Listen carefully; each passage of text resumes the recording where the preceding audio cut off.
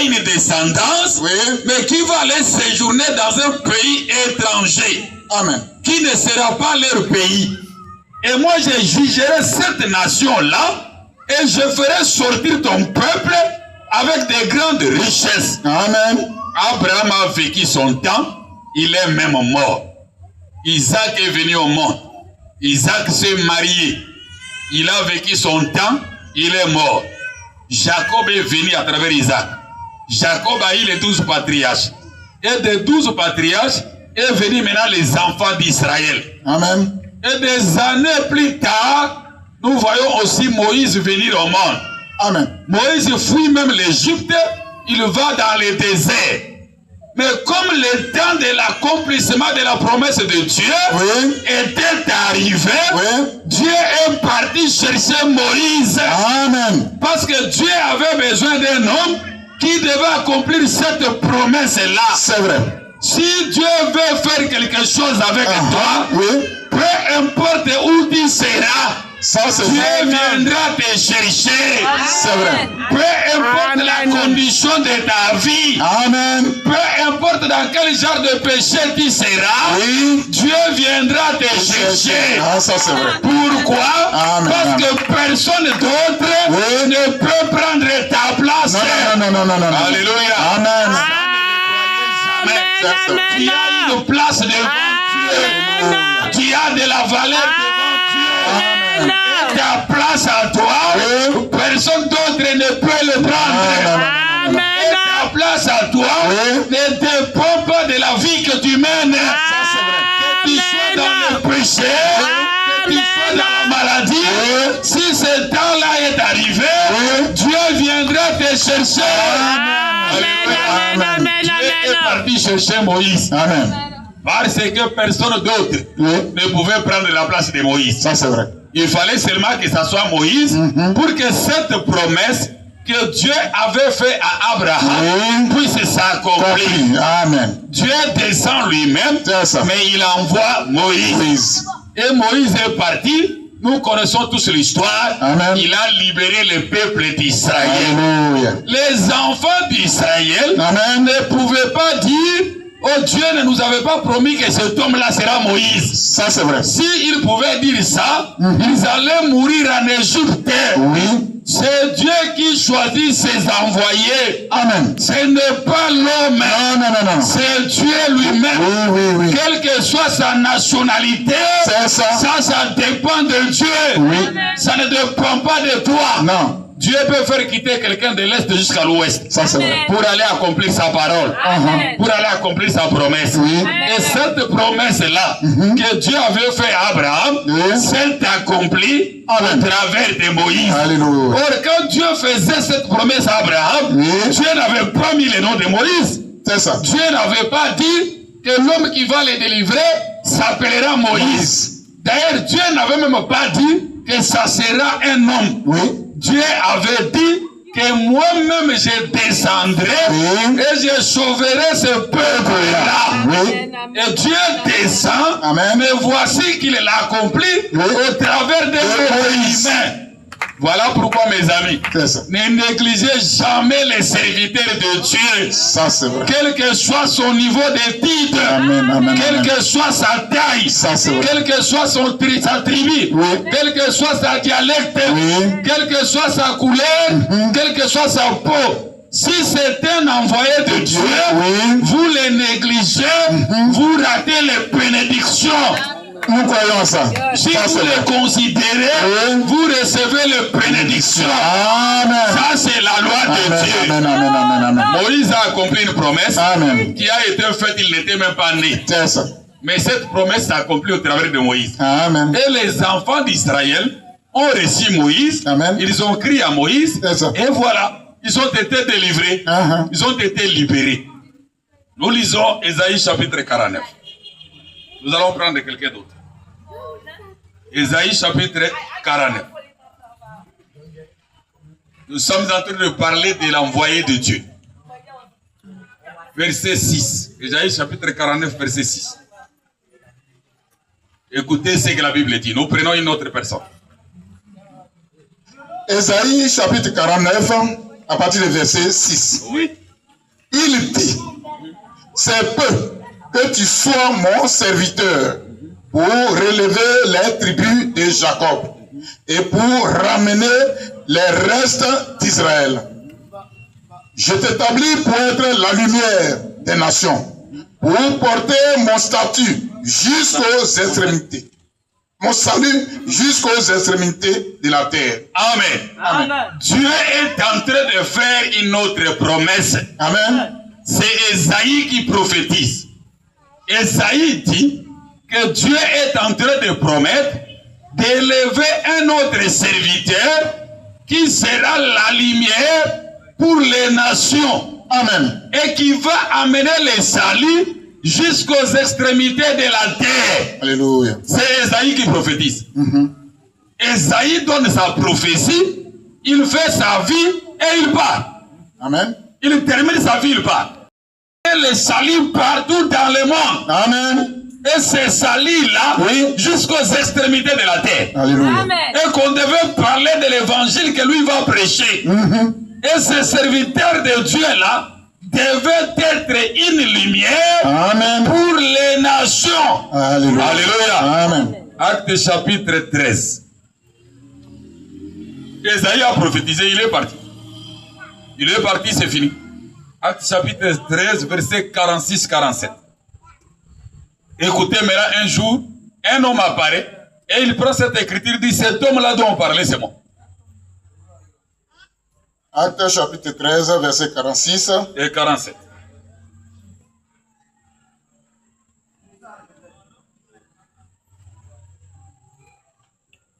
Acte chapitre 13, verset 46 à 47. Je lis la parole. Amen. Paul et Barnabas leur dit avec assurance, c'est à vous, premièrement, que la parole de Dieu devait être annoncée. Paul et Barnabas se lèvent. Il regarde les Juifs. Il leur dit avec assurance que vous les Juifs, sachez que c'est à vous premièrement que la parole de Dieu devait être annoncée. Amen. Pourquoi? Parce que Jésus dit dans Matthieu, dans Luc 24, oui, à partir du verset 40 jusqu'à la fin, Jésus dit que vous recevrez une puissance. oui, Le Saint-Esprit viendra sur vous et vous serez mes témoins. oui, Amen. À Jérusalem, en Samarie, jusqu'aux extrémités de la terre. Amen. Il leur dit encore dans les Actes, chapitre 1er, il dit restez à Jérusalem, oui, jusqu'à ce que vous recevrez une puissance et vous serez mes témoins. Amen. En commençant à Jérusalem, en Samarie, jusqu'à la fin de la terre. Alléluia. C'est pourquoi Paul rappelle ici. Paul dit, vous les Juifs, sachez que selon la promesse de Dieu, oui, l'évangile devait être annoncé d'abord à vous. Amen. Premièrement chez vous les Juifs. Alléluia. Avant que nous puissions aller chez les nations. Ça c'est vrai. D'abord on devait l'annoncer chez vous. Continuez frère. Mais puisque vous l'avez repoussé Mais comme vous avez rejeté l'évangile et que vous vous jugez vous-même indigne de la vie éternelle, voici, nous nous tournons vers les païens. 47. Verset 47. Car ainsi nous l'a ordonné le Seigneur. Paul dit, comme vous êtes jugés indignes de la vie éternelle, sur ce, nous nous tournons vers le païen.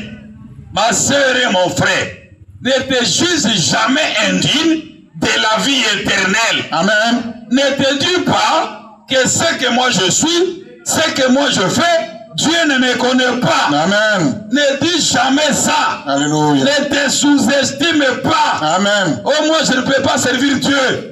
Compte tenu de ce que je fais dans ma vie. Alléluia. Moi je n'ai pas de place dans le royaume de Dieu. Moi je ne peux pas faire quelque chose pour Dieu. Oui. Là tu te juges indigne. Alléluia. C'est Dieu qui choisit. Amen. C'est Dieu qui lave. Amen. C'est Dieu qui sanctifie. Alléluia. Et c'est Dieu qui envoie. Amen. Ce n'est pas l'homme qui choisit l'autre. Non. Non, c'est Dieu qui décide qui peut les servir C'est et ça. qui ne peut pas les servir. Correct. Et Dieu est venu descendu sur la terre pour chercher de mauvaises personnes. Alléluia. Pour qu'il les lave et fait de ses serviteurs et ses servantes. Alléluia. Mais comme vous êtes jugés indignes, alors nous tournons vers les païens. Amen.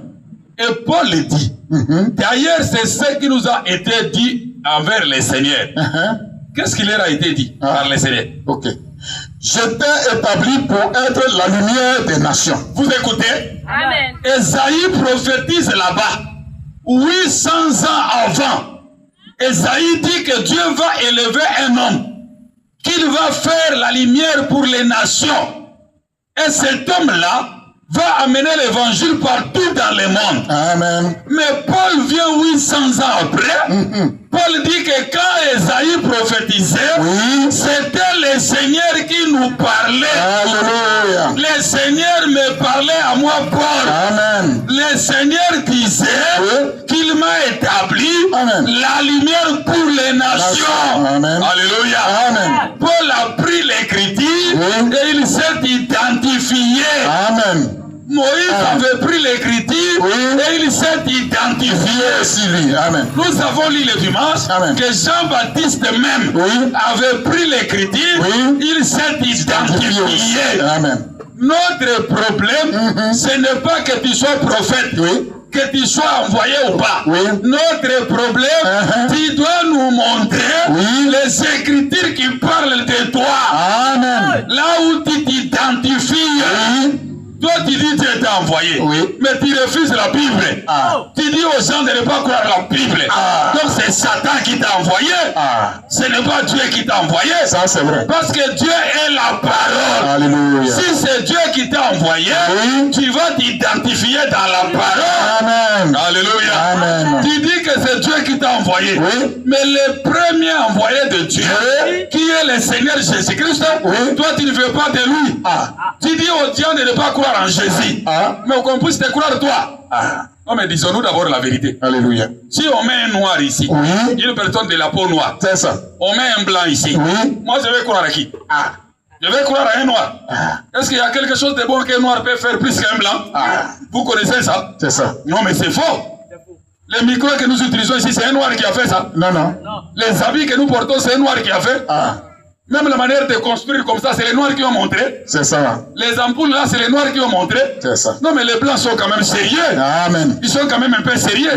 Toi, tu dis que Jésus même, que nous ne puissions pas croire en lui. Mais tu veux que nous puissions croire en toi. Mais non, tu es né, nous t'avons vu. Nous avons vu comment tu es né. C'est ça. Comment tu as grandi. C'est ça. Nous connaissons ta femme. Nous connaissons tes enfants.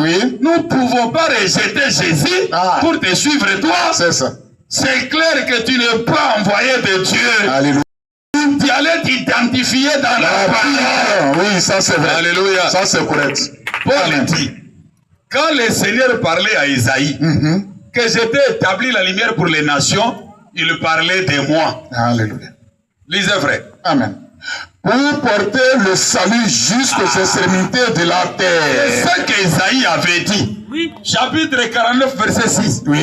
Isaïe dit, Dieu élèvera un homme qu'il va placer sur les nations, qui sera la lumière pour les nations. C'est vrai. Et cet homme-là va porter les saluts jusqu'aux extrémités de la terre. Amen. Et Paul vient, il dit que cet homme-là, c'est moi. Dieu m'a suscité pour amener les saluts jusqu'aux extrémités de la terre. Amen. Jusqu'à Mbayakro, on prêche l'évangile de Paul. Alléluia. C'est ce que Dieu avait dit. Si ce n'est pas ça, tout ce que vous prêchez est faux. Alléluia. Paul a dit, même si nous-mêmes, même un ange du ciel, s'il vient vous prêcher notre évangile, par rapport à ce que nous vous avons prêché, qu'il soit maudit. Le vrai évangile, c'est l'évangile prêché par les apôtres. C'est l'évangile prêché par Paul.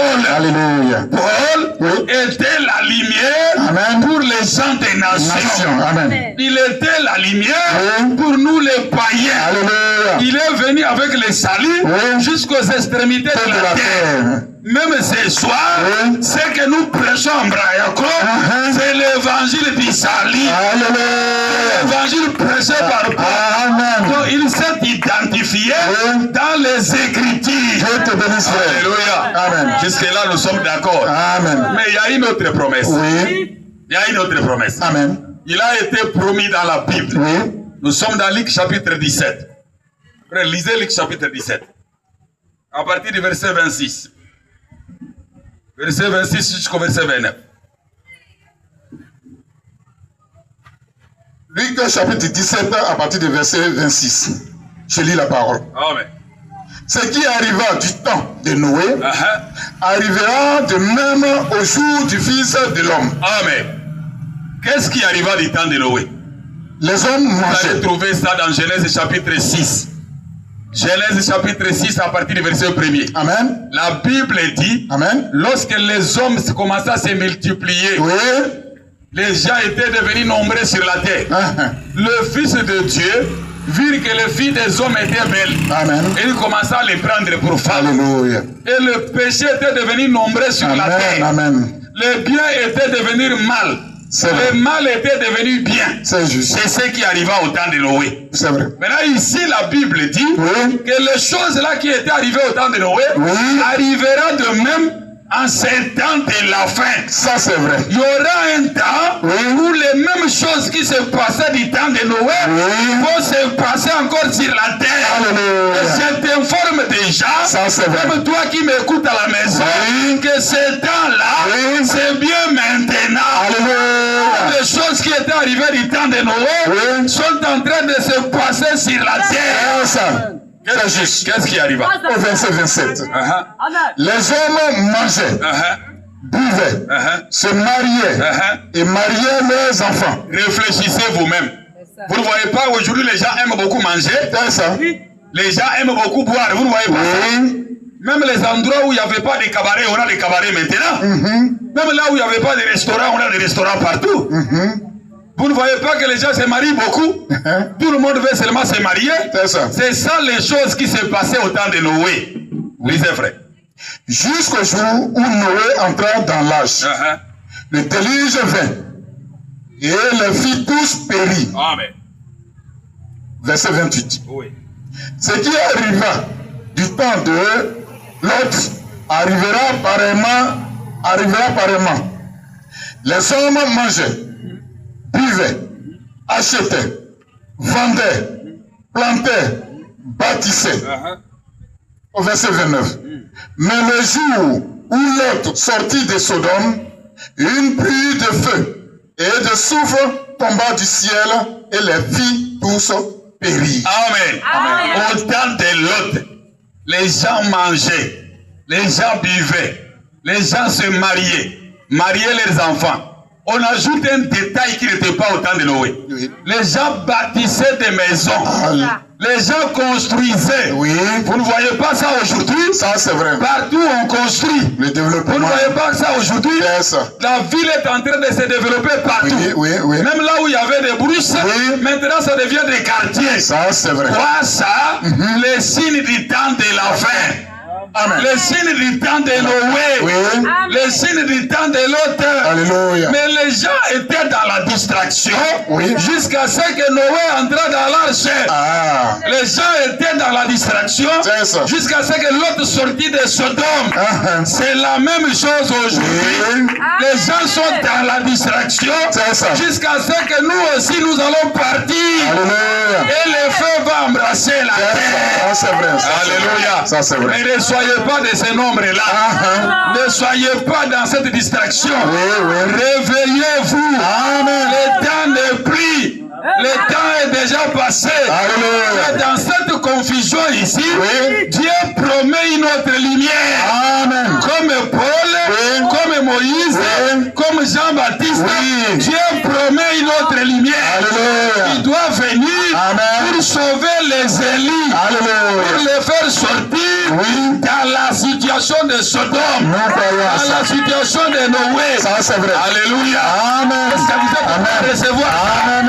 Allez croire à cette Amen. Ne pas croire à cette Alléluia. vous allez périr comme les autres. Amen. Zacharie chapitre 14. Amen. Non, nous prêchons la Bible. Oui. Si là où toi tu es, tu trouves que Oui. là où nous nous plaçons, ça ce n'est pas correct. C'est ça. Tu viens, Oui. tu vas nous montrer que ça, il fallait pas ça. Ça ne concernait pas Paul, ça ne concernait pas Moïse, ça concerne tel. Oui. Mais cet tel-là doit prendre les Écritures que quelqu'un d'autre n'a jamais pris. Amen. Mais quand tu prends les mêmes Écritures que quelqu'un d'autre a déjà pris, tu es en dehors de la parole. C'est ça. Et quand il nous dit de laisser la Bible de côté, Oui. Ça, c'est vrai. tu es un faux envoyé. C'est juste. Ça, tu vas séduire les autres personnes. Ah. Nous, tu ne peux pas nous séduire. C'est ça. Parce que la Bible dit Oui. qu'aucun élu Oui. ne sera séduit. Amen. Nous sommes les élus. Oui. Nous suivons la Bible. Seigneur Jésus. C'est la Bible qui est notre absolu. Oui. Alléluia. Amen. Verset 6 et 7, Zacharie chapitre 14. Amen. Amen. Zacharie chapitre 14, Verset 6. à partir de verset 6 à 7. En ce jour-là, il n'y aura point de lumière. Vraiment. Il y aura du froid et de la glace. Oui, oui. Verset 7. Ce sera un jour unique, connu de l'Éternel, Oui, oui. et qui ne sera ni jour, ni nuit, mais vers le soir, la lumière paraîtra. Alléluia. Amen. La Bible promet un jour Oui. qui sera un jour de la confusion. C'est ça. Qui ne sera ni jour Oui. ni nuit. Oui. C'est-à-dire la confusion. Oui. Tu regardes comme ça, c'est comme si c'est le jour. Oui. C'est comme si c'est la nuit. Oui. C'est-à-dire Oui. la confusion totale. Oui. Tu regardes les gens Oui. comme si ce sont des chrétiens, C'est ça. comme si ce sont des païens. Oui. Dans la bouche, ils disent qu'ils sont chrétiens, Chrétiens, oui. mais leurs actes comme les païens. Ah. Moi, ça, C'est ça. la confusion totale. Il y aura un temps Oui. où il y aura la confusion. Mais pendant ce temps-là de la Oui. confusion, C'est ça. la Bible promet que vers le soir, Oui. la lumière paraîtra. Amen. C'est-à-dire vers la fin de ce temps-là, Oui. il y a une lumière qui va apparaître. Et cette lumière-là, Oui. c'est Malachie 4. Amen, amen, C'est amen. lui cette lumière-là. Oui. Malachie 4 vient Oui. pour nous éclairer, Alléluia. pour montrer Oui. qu'un chrétien ne s'habille pas comme ça. Oui. Une chrétienne ne s'habille pas comme ça. Oui. Une femme mariée ne se comporte pas comme ça. Ça, c'est vrai. Un serviteur de Dieu ne se comporte pas comme ça. C'est juste. Un fils de Dieu ne se comporte pas comme ça. Correct. C'est ça la lumière. Alléluia. Parce que la lumière, Oui. c'est la vraie parole de Dieu. Alléluia. La lumière, Oui. c'est la vraie vie chrétienne. Alléluia. La lumière vient Oui. en ce temps de ténèbres Oui. où le bien est devenu le mal. C'est juste. Le mal est devenu le bien. C'est la vérité. On n'aime plus les bonnes personnes. Non, non, non, non, non, On non. n'aime que les mauvaises personnes.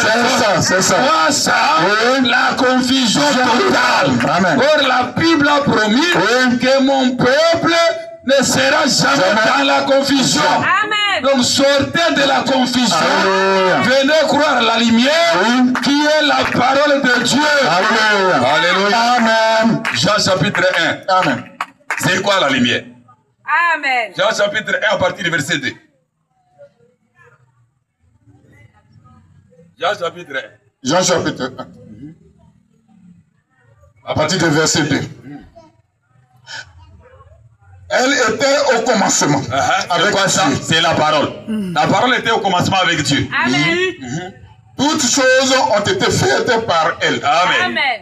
Et rien de ce qui a été fait n'a été fait sans elle. Oui. Amen. Verset 3. Verset 4. Oui. En elle était la vie. Dans la parole, il y avait la vie. Amen. Lisez. Et la vie était la lumière. Et la vie était la lumière. Amen. Donc la lumière que Zacharie promet, Oui. c'est la vie éternelle. Alléluia. C'est la vie chrétienne. Oui. C'est le véritable christianisme. Alléluia. Mais cela doit être porté par une personne.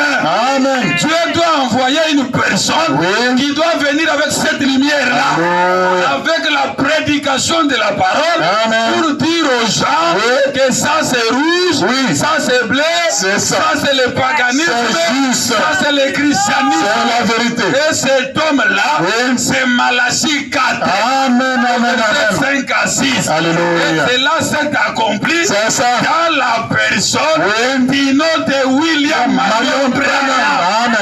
Quand vous le croyez, vous recevez la lumière. Quand vous le refaisez, vous mourrez dans les ténèbres.